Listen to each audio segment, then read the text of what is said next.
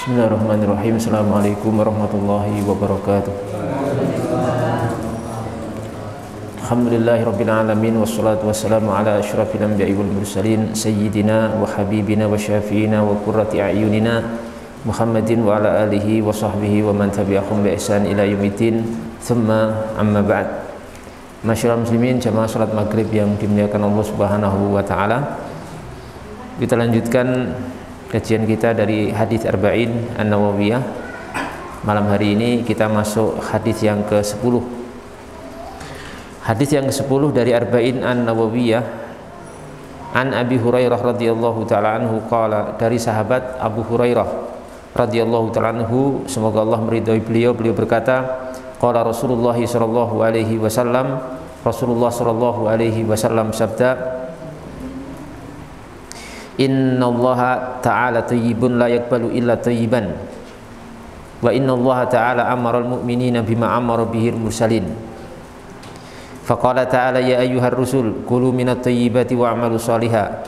Wa qala ta'ala ya ayyuhalladzina amanu kulu minat thayyibati ma razaqnakum. Thumma dzakara rajula yutilu safara as'atha akbara yamuddu yadayhi ila sama ya rabbi wa mat'amuhu haram wa mashrabuhu haram wa malbasuhu haram wa ghudhiya bil haram fa anna yustajabulah. Rawahu Muslim.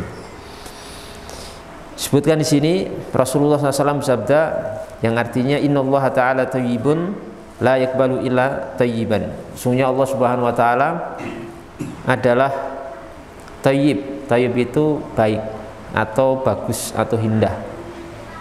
Sesungguhnya Allah Subhanahu wa taala itu baik atau bagus atau indah. Maksudnya di sini kalimat bagus, Allah taala itu bagus atau indah, itu maksudnya Allah Subhanahu wa taala ini bersih, ya, bersih, disucikan dari berbagai kekurangan-kekurangan dan sifat-sifat makhluk.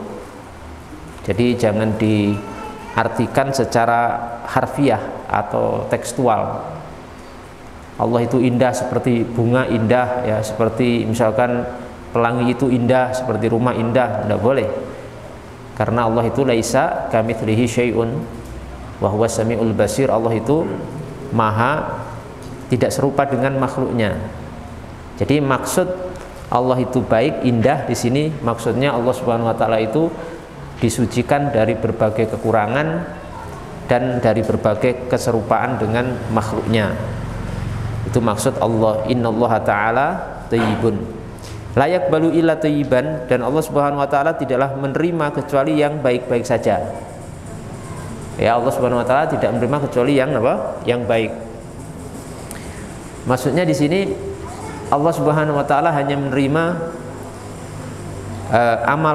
amal para hamba itu yang baik. Yang baik maksudnya amalan yang bersih dari berbagai hal yang merusak.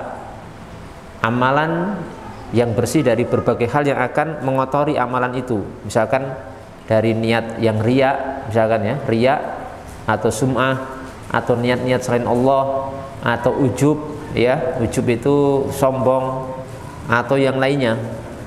Dan amalan itu amalan yang baik, amalan yang sesuai dengan perintah Allah Subhanahu wa taala dan Rasulnya Muhammad sallallahu alaihi wasallam. Kalau harta yang baik, amal sedekah yang baik adalah harta yang diinfakkan, di mana harta itu harta yang halal.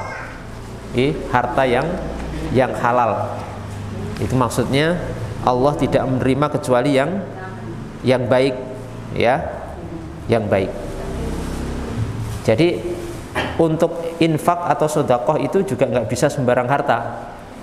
Misalkan harta dari judi kemudian sedekah disedekahkan, itu nggak bisa, tidak diterima oleh Allah Subhanahu wa taala. Atau seorang menang judi kemudian naik haji, digunakan untuk apa? Naik haji, maka ini tidak akan diterima oleh Allah Subhanahu wa taala karena harta yang digunakan harta yang kotor, ya, harta yang jelek, ya. Termasuk yang perlu kita perhatikan di sini masalah niat, ya. Niat dalam ibadah itu juga mempengaruhi tadi, innallaha ta'ala thayyibun la yaqbalu illa thayyiban. Allah itu hanya menerima sesuatu yang apa? Thayyiban, yang baik. Termasuk masalah niat, hati-hati. Karena niat yang baik disebutkan dalam sebuah hadis, man amila amalan sholihan asyraka fihi ghairi taraktuhu wa syirkah. Siapa yang beramal amal soleh yang kemudian dia mempersekutukan dalam amal soleh itu selainku, maka aku Allah akan meninggalkan dia dan sekutunya. Dan apa? Dan sekutunya. Termasuk di sini, termasuk sesuatu yang baik, Allah hanya menerima sesuatu yang baik itu kalau seorang sedekah, kalau sedekah itu usahakan jangan menyedekahkan sesuatu yang rodi itu rendah. Sementara dia memiliki sesuatu yang lebih bagus dan mampu sesuatu yang lebih bagus. Jadi hindari sedekah sesuatu yang rodi, yang rendah, yang nilainya itu rendah, sementara dia mampu memberikan sedekah yang lebih bagus dan lebih baik. Umpamanya ya, misalkan seorang sedekah misalkan pakaian dia yang sudah bekas. Bukan terlarang ya, bukan terlarang sedekah pakaian bekas itu bukan terlarang, tapi sebisa mungkin dihindari kalau kita itu masih bisa memberi orang yang membutuhkan pakaian yang baru yang belum kita pakai. Begitu caranya. Ya, karena tadi innallaha thayyibun la yaqbalu illa thayyiban. Allah itu indah dan Allah hanya menerima sesuatu yang baik. Termasuk faedahnya itu kalau sedekah hindari untuk mengeluarkan sesuatu yang radi, yang kelasnya itu rendah. Pakaian bekas. Sementara kita ini mampu sekali memberikan, misalkan fakir itu, seorang yang fakir itu pakaian baru satu itu gampang, kecil, mampu sekali. Nah, kalau begitu hindari untuk memberikan pakaian bekas kita kepada orang tersebut. Paham ya sini ya? Jadi itu sedekah yang bagus. Ya. Kalau sedekah beras, jangan kasih beras bulog. Ya. Sedekah ke fakir miskin kasihnya beras bulog. Beras yang sudah kata orang Jawa itu beras rotor. Ya, nggak enak kalau dimasak juga keras kayak gogik itu ya. Ya paling tidak sebandinglah yang kita makan tiap hari. Yang kita sedekahkan itu yang seperti itu. Jangan yang rendah, jangan yang jelek. Karena tadi hadisnya layak balu ila thayyiban. Benar di sini hukumnya makruh disebutkan wa tukrahu as-sadaqatu birradi. Ini kalam ulama ya, bukan pernyataan saya. Ya. Kecuali misalkan untuk konteks bencana kayak gitu ya, bencana yang ribuan manusia membutuhkan bantuan, itu tidak masalah kita kasih pakaian bekas, karena memang pertolongannya itu untuk sementara. Tapi kalau di keseharian kita punya tetangga yang fakir, miskin, anak yatim, janda-janda yang miskin, nggak ada yang menghidupi, itu hindari memberi sesuatu yang jelek atau sesuatu yang rendah nilainya atau kualitasnya. Ya beras ya sesuai. Kalau kita rojo lele makannya sedekah beras rojo lele, jangan beras bulog. Kalau pakaian jangan, kita itu kadang kalau sedekah pakaian tuh seringnya ke orang biasanya yang sudah tidak dipakai. Yang sudah kita pakai mungkin 5-6 tahun baru kita sedekahkan. Itu hindari seperti itu. Ya, hindari seperti itu. Di samping untuk menjaga orang yang diberi ya, kadang orang itu kalau diberi pakaian bekas kan juga nggak enak makainya. Karena mungkin tetangganya semua di situ udah tahu itu pakaiannya kita pakai, padahal itu yang diketahui warga situ dipakai pakaiannya si fulan. Terus kita pakai kan orang tahu, berarti ini bekasnya siapa? Yang ngasih itu. Nah, ini dihindari ya supaya untuk menjaga hati mereka. Ini termasuk fikih hadis ya, masya Allah kita belajar seperti ini itu nggak gampang ya. Tapi itu cuma makruh ya. Kalau tetap sedekah dengan sesuatu yang agak rendah itu tetap sah dan berpahala. Cuma kita bicara yang lebih afdal itu yang bagaimana, itu sudah kita sebutkan tadi. Kemudian kata beliau rahimallahu taala membawakan ucapan Allah Subhanahu wa taala di sini hadits qudsi, Bagaimana Allah Subhanahu wa taala, innallaha ta'ala amaral mu'minin bima amara bihil mursalin. Allah Subhanahu wa taala itu memerintahkan kepada kaum muslimin, orang-orang beriman, dengan apa yang diperintahkan kepada para rasul, ya, pada para rasul. Di sini bukan berarti semua perintah rasul itu sama dengan perintah orang-orang beriman, enggak begitu, enggak secara mutlak. Nanti ada perintah rasul yang khusus rasul, dan ada perintah yang umum untuk rasul dan bukan rasul. Cuma ini min bab al-aglabiyah, secara umumnya begitu, ya. Secara umumnya begitu. Apa di situ Allah Subhanahu wa taala menyatakan ya ayyuhar rusul kulu minat thayyibati wa'malu shalihah, sebagai dalil dari pernyataan Nabi yang sebelumnya tadi, innallaha thayyibun la yaqbalu illa thayyiban. Allah itu indah, baik, dan tidak menerima kecuali yang baik atau indah. Di situ kemudian dibawakan hadits qudsi, ucapan Allah Subhanahu wa taala. Apa itu? Ya ayyuhar rasul, wahai para rasul, kulu minat thayyibati wa'malu shalihah, maka hendaklah kamu makan yang baik-baik. At-thayyibat, makanan yang baik, apa maksudnya? Makanan yang secara hukum halal, dan yang kedua bermanfaat alias tidak memudaratkan. Itu makanan at-thayyibat yang diperintahkan untuk dimakan oleh para rasul, termasuk kita, umatnya. Ada dua kriteria. Pertama secara hukum. Hukum makan itu hukum yang makanan yang apa? Halal. Yang kedua adalah dari sisi manfaat, mengandung manfaat dan bukan mengandung mudarat. Ini kita disuruh untuk makan yang minat thayyibat. Wa amalu shalihah, dan kemudian adalah kalian beramal soleh. Nah, di sini ada satu faedah yang tersembunyi, jemaah sekalian. Dalam hadits qudsi ini Allah memerintahkan para rasul untuk makan makanan yang baik, kemudian diiringi setelahnya apa? Untuk beramal soleh. Ini menunjukkan bahwa makanan yang halal, makanan yang baik itu mempengaruhi seseorang dalam beramal soleh.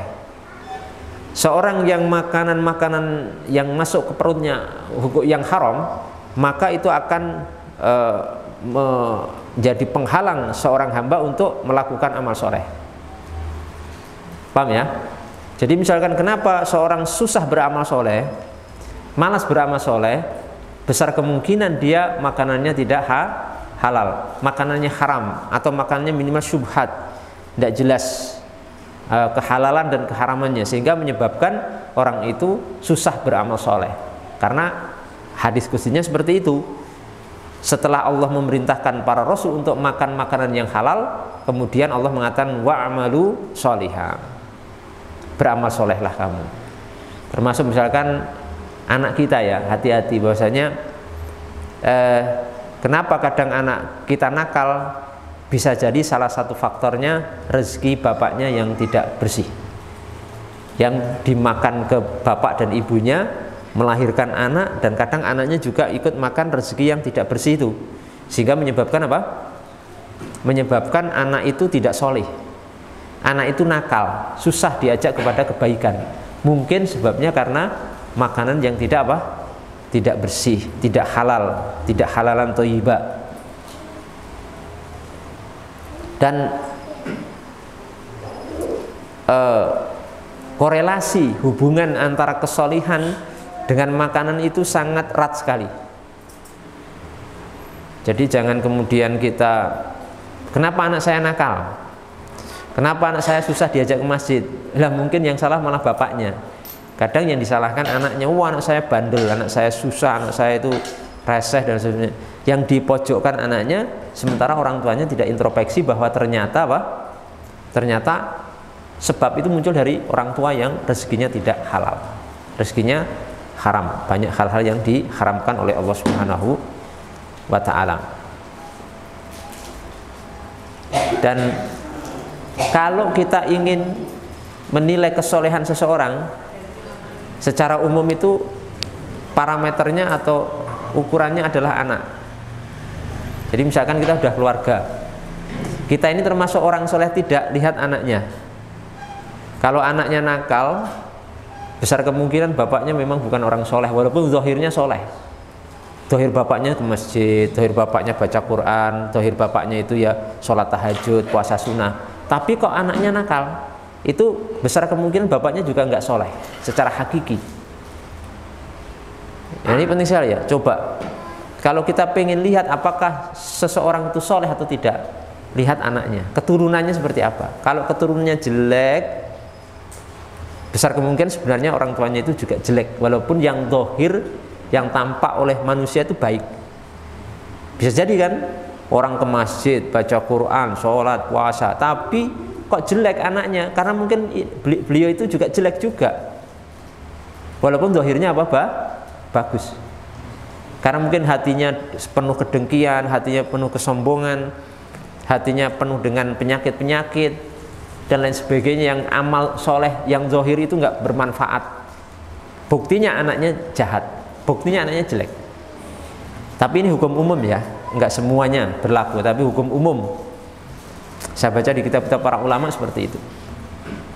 Dikecualikan ya memang yang dikecualikan, seperti Nabi Musa, anaknya apa? Jelek, jahat. Bukan berarti Nabi Musa jelek, enggak, karena itu yang dikeluarkan dari hukum umum. Tapi secara umum seperti itu. Dalilnya apa? Dalilnya Quran juga. Wa kana abuhuma apa? Sholiha. Bapak keduanya itu soleh. Bapak yang soleh, ibu yang soleh melahirkan anak yang soleh. Jadi hati-hati kalau kita mungkin anak kita nakal itu jangan langsung disalahkan anaknya. Mungkin bapaknya yang perlu introspeksi diri. Dan rezeki itu memang luar biasa pengaruhnya ya. Jadi hati-hati, kita mending rezeki kita sedikit tapi bersih, insya Allah berkah dan akan melahirkan kesolehan anak turun kita. Kemudian hadis qudsi yang disebutkan Nabi dalam ayat ini juga, ya ayyuhalladzina amanu kulu minat thayyibati ma razaqnakum.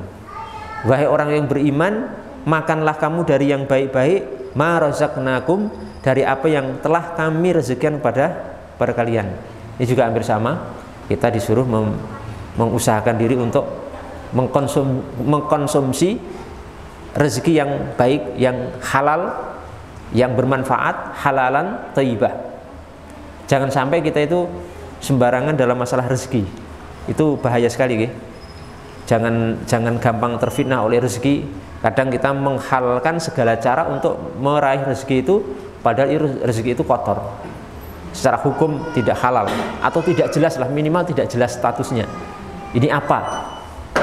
Makanya kebanyakan orang-orang yang rezekinya kotor ya, misal para koruptor, itu biasanya keluarganya berusal, keluarganya rusak, mungkin istrinya yang rusak, atau mungkin anak keturunannya yang rusak.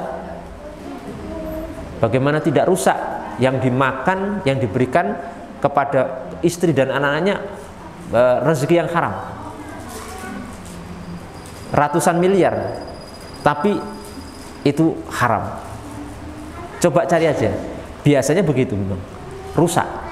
Dan rezeki yang haram itu biasanya apa? Biasanya memicu pemiliknya untuk berbuat dosa. Rezeki yang dari haram-haram itu ya nanti distribusinya ke halal yang haram juga, untuk maksiat, untuk ini dan seterusnya. Na'udzubillah min dzalik. Semoga Allah Subhanahu wa taala melindungi kita dari hal-hal yang seperti ini. Jamaah yang dimuliakan oleh Allah Subhanahu wa taala,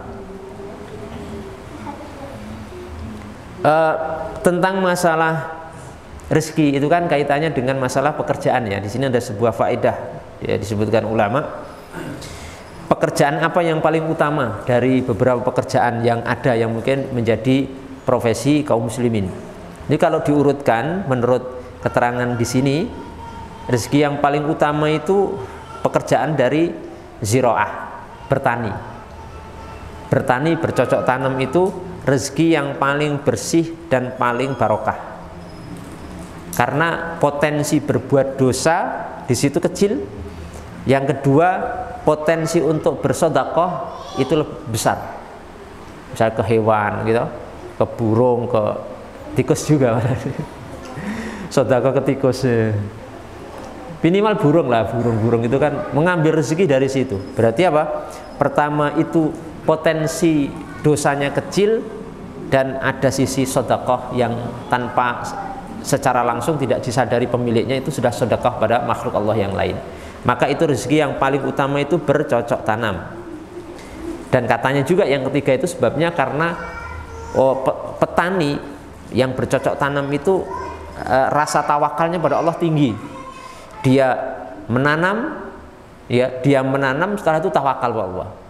Tawakal itu kan setelah usaha, usahanya menanam itu, dibajak, di ini, di sini, ditanam. Setelah itu tawakal pada Allah, serah diri pada Allah Subhanahu Wa Taala. Hasilnya nanti seperti apa sudah selesai. Ini petani itu rasa tawakalnya tinggi sekali pada Allah Subhanahu Wa Taala. Dengan sebab itulah maka ziraah, pertanian bercocok tanam itu menjadi rezeki yang paling utama di sisi Allah Subhanahu Wa Taala. Ya. Kemudian yang kedua setelah bercocok tanam, pekerjaan yang paling utama yang urutan kedua di bawahnya itu adalah as-sinaah. As-sinaah, membuat sesuatu, ya. Membuat sesuatu. Mungkin apa ya? Misalkan kayak membuat kerajinan, misalkan dari sapu atau dari apa? Oh, yang dibuat, ya, sesuatu yang dibuat. Kerajinan misalkan sulak, sapu, atau pisau, atau ini cangkul, dan lain sebagainya. Ini termasuk juga pekerjaan yang paling utama di bawah bercocok tanam, nomor urut kedua di bawah, ke bawah. Kemudian yang ketiga itu baru tijarah, berniaga, dagang yang halal tentunya, ya, dagang yang halal. Itu ketiga. Itu ketiga, pekerjaan ketiga. Makanya para sahabat radhiyallahu ta'ala itu banyak yang menjadi pedagang, ya, di masanya. Itu kurang lebihnya itu, ya.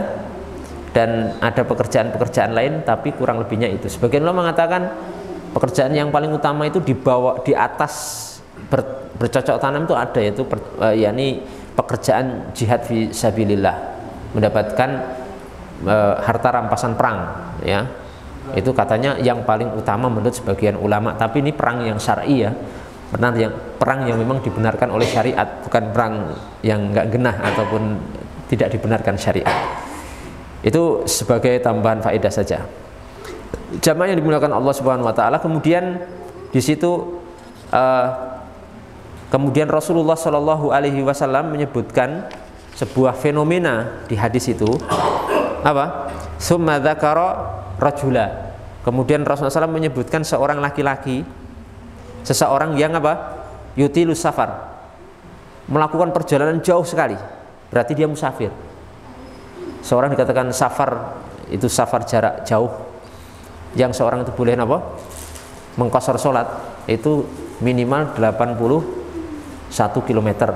81, sekian itu berarti musafir jarak jauh yang boleh mengqashar sholat. Ada seseorang yang melakukan safar jauh, ya kan? Kemudian apa? Asy'atha, apa namanya? Asy'atha itu kumal, rambutnya acak-acakan, kumal.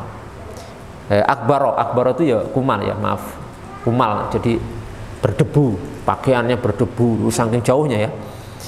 Lah, orang ini kemudian yamuddu yadayhi ila sama, dia itu kemudian mengangkat kedua tangannya ke langit, berdoa, ya Rabb, ya Rabb, ya Allah, ya Allah, ya Tuhanku, ya Tuhanku, meminta kepada Allah Subhanahu Wa Taala. Padahal kondisinya ini, orang ini apa? Makanannya haram, kemudian minumannya haram, pakaiannya haram, ya, diberi makanan dari yang haram. Fa anna yustajabulah, maka bagaimana dia akan dikabulkan oleh Allah Subhanahu Wa Taala? Doanya bagaimana dikabulkan sementara makanannya, minumannya, dan pakaiannya adalah sesuatu yang haram.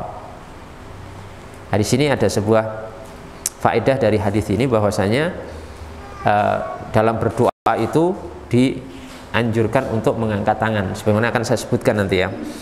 Jadi hukum asal berdoa itu salah satu adabnya apa? Raf'ul yad atau raf'ul yadai, al-yadai, mengangkat kedua tangan begini, bukan diam begini. Karena etika kita itu minta orang aja begini, ya, minta ke makhluk saja kan begini, kan, nggak mungkin Kalau ibunya saya minta duit kan nggak mungkin. Itu nggak etik, nggak etis, nggak sopan minta kepada orang, ke bapak ibunya saya minta duit, nggak mungkin. Kan begini, minta. Karena minta itu menunjukkan merendahkan diri supaya dikabulkan kepada yang dimintai. Lah kalau kita kepada Allah adalah seperti ini. Kenapa kok mengangkat tangan dan hadis-hadis tentang masalah disyariatkan dan disunahkan mengangkat tangan kita berdoa itu hadisnya apa?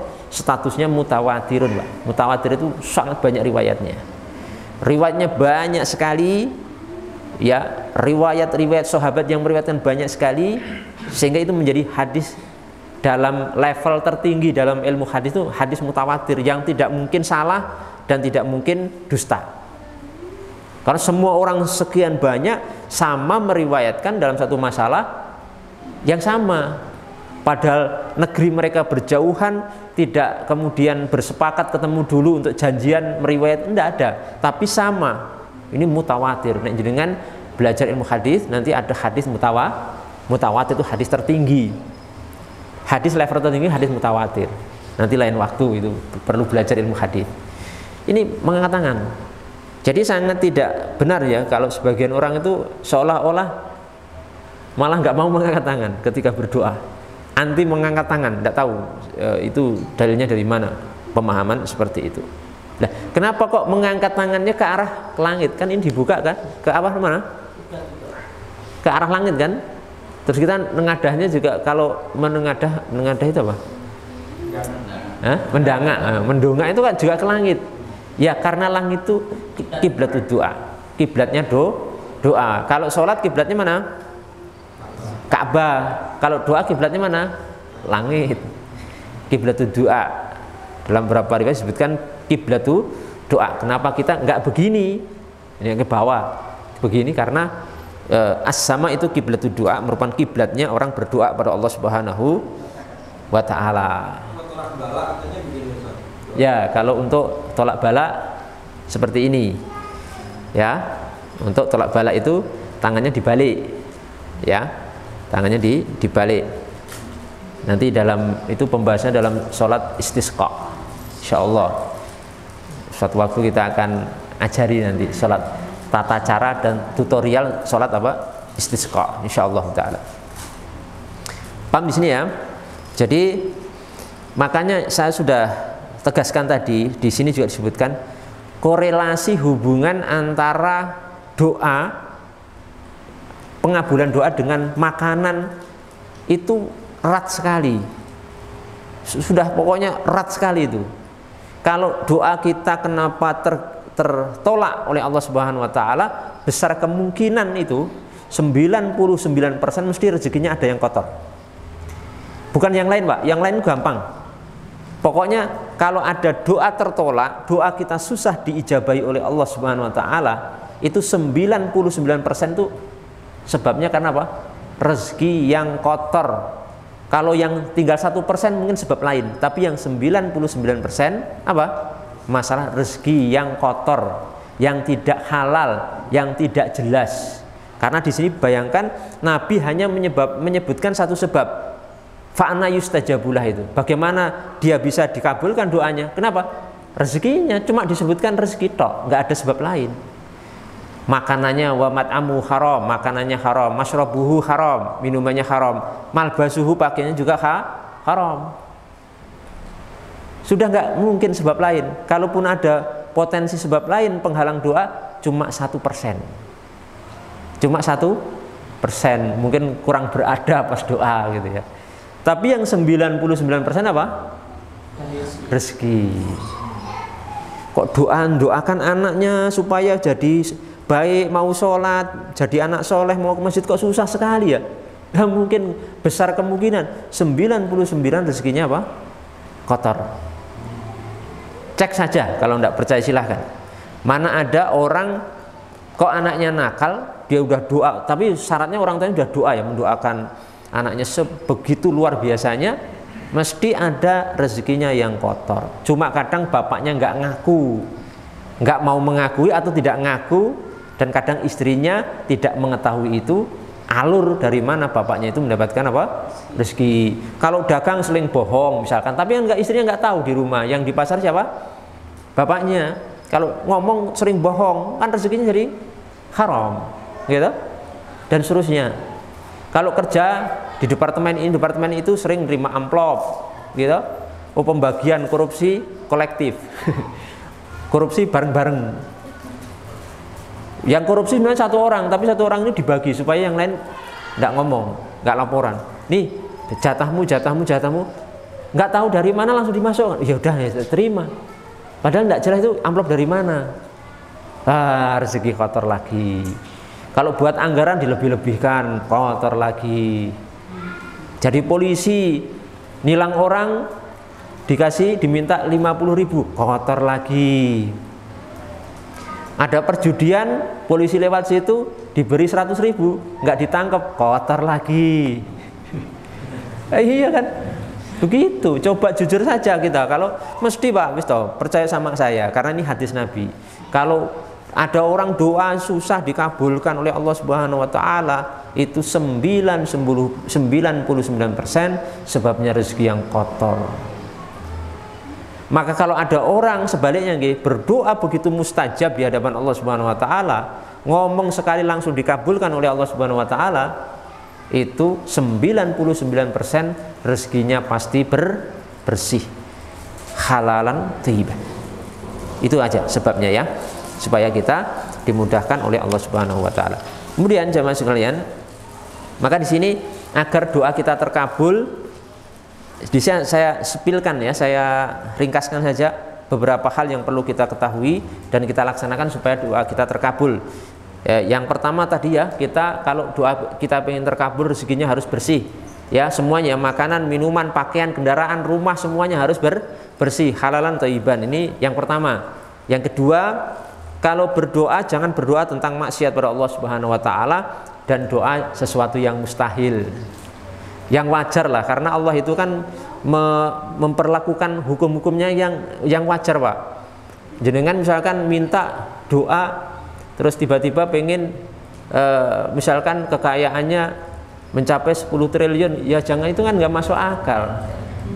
Yang masuk akal lah, ya Allah mudahkan rezeki saya, begitu saja. Jangan minta sesuatu yang gairu makul, tidak masuk akal. Pengen menjadi miliarder dunia, kekayaannya di atas 20 triliun. Itu nggak mungkin juga. Allah mampu, tapi kan Allah itu memperlakukan hukum-hukumnya itu di atas sesuatu yang masuk akal. Nah, usaha kita cuma misalkan jualan cilok ya, terus pengennya bisa punya mobil 4 kan, ya itu kurang pas lah. Ya jual cilok itu ya mintanya sepeda motor dulu kan, begitu. Itu sesuai hukum Allah memang begitu. Ya kan? Kan begitu. Nah, kecuali bisnis Anda itu punya bisa semi home industry yang masya Allah berkembang, pengen punya mobil Pajero yang usahanya berkembangnya luar biasa, itu wajar. Tapi kalau kita cuma bakul cilok kok tiba-tiba minta Pajero, itu ya nanti malah kecewa ke Allah. Saya sudah doa kok tidak dapat Pajero, lah kamu bakul cilok kok minta Pajero. Siapa tahu Ahmad punya di mana-mana outlet, di mana-mana.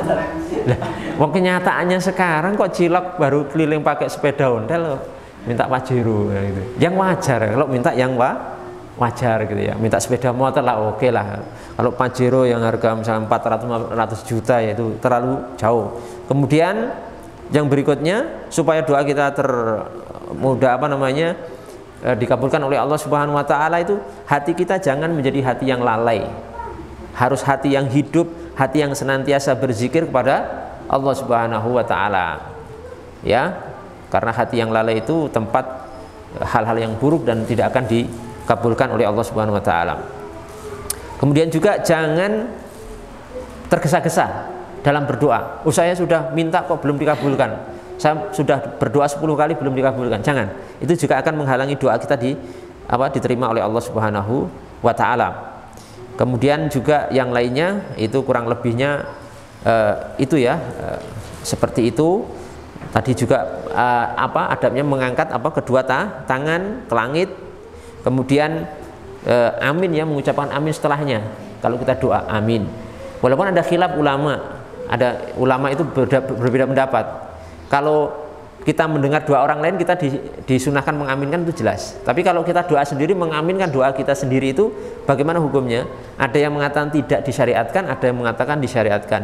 Tapi yang lebih kuat menurut saya dan yang saya ikuti adalah boleh mengaminkan doa sendiri.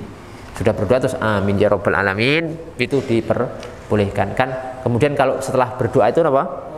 Mengusap kedua muka, mengusap muka dengan kedua tangan. Hadisnya itu dihasankan oleh Al-Hafidhu Ibnu Hajar dalam Fathul Bari, dan juga dalam yang lain ya, bukan dalam Fathul Bari, dalam Bulughul Maram. Dalam Bulughul Maram hadisnya hasan, statusnya insyaallah taala.